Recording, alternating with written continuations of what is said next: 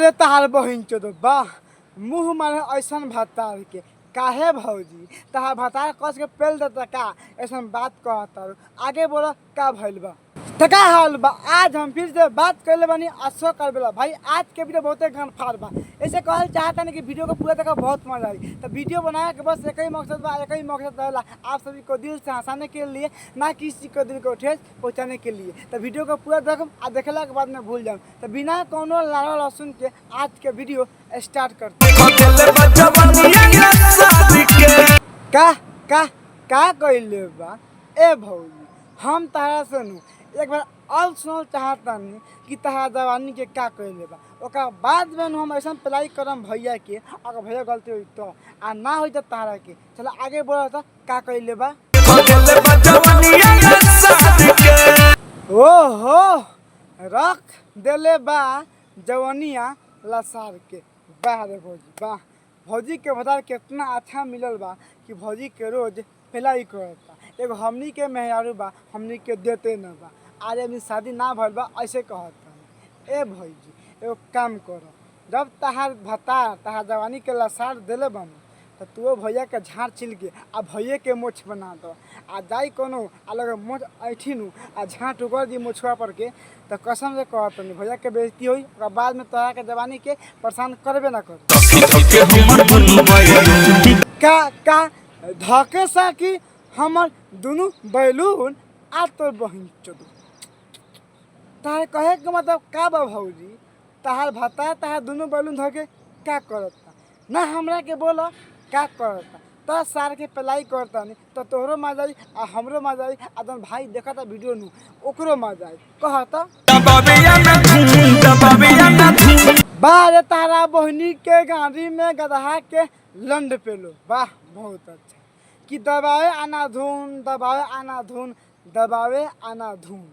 ए भौजी भौसरी वाली के भैया के बारे में कहा नाम बा तो भौजी के भतार बा ना भाई लोग भौजी के दोनों जोबन के आना धुन दबावता ए भौजी साफ से बताओ ओमे के दूध पिएला दबावे आना धुन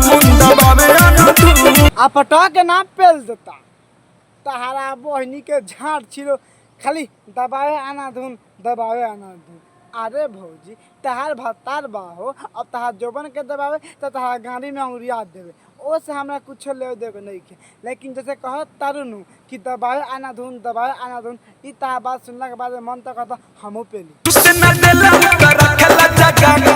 अच्छा सुते ना देला हमके रखे जगा के। अब देखो भौजी जैसे बात कहत तारुनु तो जाए के पड़बे करी जब तू सुतत होकबू जब तहार भतार दुनु बैलून दबा के तहार जगा देत होई तो सिंपल से बात भाई केहू के देह में केहू टच करी तो छुई जा दबाई तो पका कोनो ना कोनो उठ जाई ई तो तहार बात गलत बता भतार के ऐसा ना करे काहे कि रात के सुता के आ दिन में पहले के चाहिए मना करे नी तो भागे खिसिया के तहार बहिन चोद तो लन मना करलू काहे ला जब तहार भतार के खिसियाई ना मना करबू तो हमनी के आस लाल बा कि हां अपना मेरा कस के दबा के पेलम सन आ जब जान से दबा तू मना करबू तो सिंपल से बात कोनो खिसियाई भाई हां हम जो तो ना बम बहन चोद काहे मना करबे तू काहे मना करबे हमार मर्जी हम मेरे बारे हम धन बारे हम कुछ भी करब तोरा मना कइले कोनो हक नहीं है ए भौजी शुक्र मनावन नु ई खाली तहार दुन ध के बैलून दबावता अगर तहारा भतार के जगह हम होत तो कसम से कहता ऊपर दबाती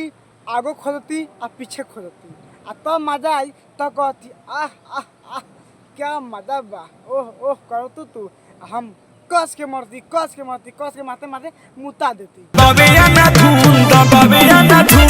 देखो तहार बहन चो तो भौजी उ तहार भतार आना धुन दबावे